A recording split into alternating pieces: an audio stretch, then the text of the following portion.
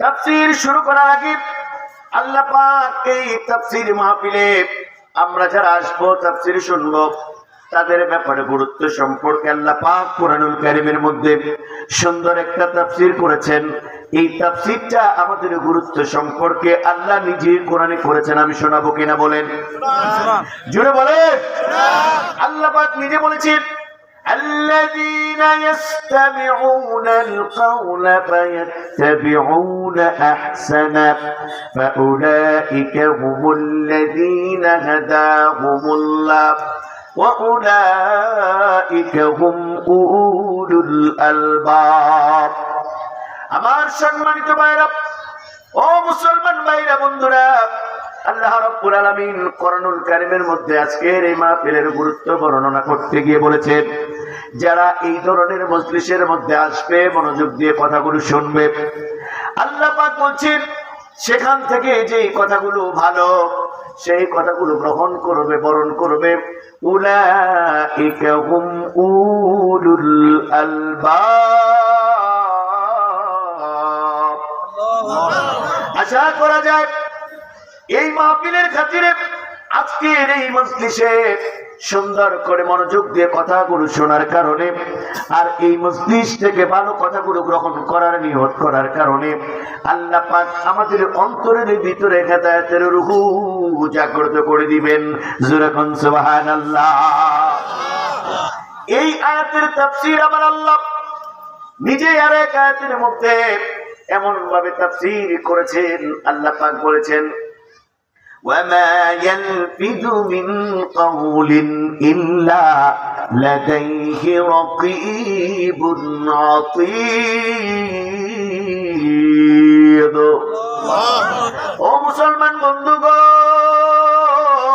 আল্লাহ পাক বলেন তোমরা তোমাদের মুখ দিয়ে যে কথাগুলো বলো সেইগুলো তোমাদের কান দিয়ে শোনো, আমরাও আমাদের মুখ দিয়ে যে কথাগুলো বলি সেই কথাগুলো আমাদের কান দিয়ে শুনি।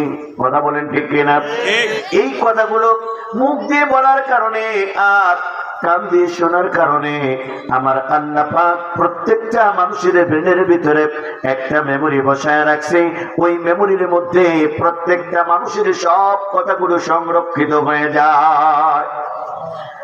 আমরা যা মুখ দিয়ে বলি, আমাদের জবান দিয়ে যে কথাগুলো বের হয়ে যায়, আমরা যা যা বলি তাই আমাদের কান দিয়ে শুনি। আমি যেহেতু আমার মুখ দিয়ে যা বলি তা আমার কান দিয়ে শুনি, আপনি আপনার মুখ দিয়ে যা বলেন তা আপনি শুনেন কিনা বলেন? জোরে কোন না শুনি, শুনেন না? আপনি আপনার কান দিয়ে শুনেন। সেই শোনার ক্ষেত্রে আপনি যদি গান শুনেন, শোনার ক্ষেত্রে যদি আপনি টেলিভিশন দেখেন, গান শুনেন, আবার যদি নাচ গান শুনেন দেখেন, আবার যদি ওয়াজ শুনেন, কোরআনের তেলাওয়াত শুনেন, বিবাদ শেখায়ত শুনেন, মিথ্যা কথা শুনেন, বকাঝকা শুনেন, এইভাবে করে যত কথা শুনবেন আপনার হায়াত যতদিন থাকবে, আপনি যতদিন পর্যন্ত এইভাবে করে কথাগুলো শুনবেন, সব কথাগুলো আপনার ব্রেনের ভিতরে সংরক্ষিত হয়ে যাবে। কিয়ামতের কঠিন মুসিবতের দিন আল্লাহ পাক আমাদের মস্তিষ্কের ব্রেনটাকে চালু করে দিবেন। দলিল আল্লাহ পাক কোরআনে দিয়েছেন, নিজেই তাফসীর করে বলেছেন, শাহিদা আলাইহিম সামউহুম ওয়া আবসারুহুম ওয়া জুলুদুহুম বিমা কানু ইয়ামালুন।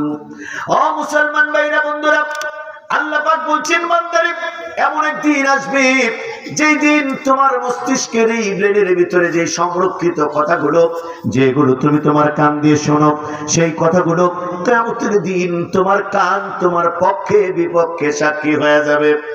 এই কানটা কারো পক্ষে সাক্ষী হবে, আবার এই কানটা কারো বিপক্ষে সাক্ষী দিবে। তার মানে আমার আল্লাহ কিয়ামতের দিন যখন আমাদের মস্তিষ্কের ব্রেনটাকে চালু করে দিবেন, তখন আল্লাহকে এই ধরনের মোবাইল ফোনের প্রয়োজন হবে না, এই ধরনের ব্যাকসাইডের প্রয়োজন হবে না, যান্ত্রিক কোন যন্ত্রের প্রয়োজন হবে না, কোন ডিভাইসের প্রয়োজন হবে না। আমার আল্লাহ শুধুমাত্র বলবেন কুন হও ফায়াকুন, সঙ্গে সঙ্গে আমাদের মস্তিষ্কের ব্রেনের মেমোরি গুলো বাজতে থাকবে।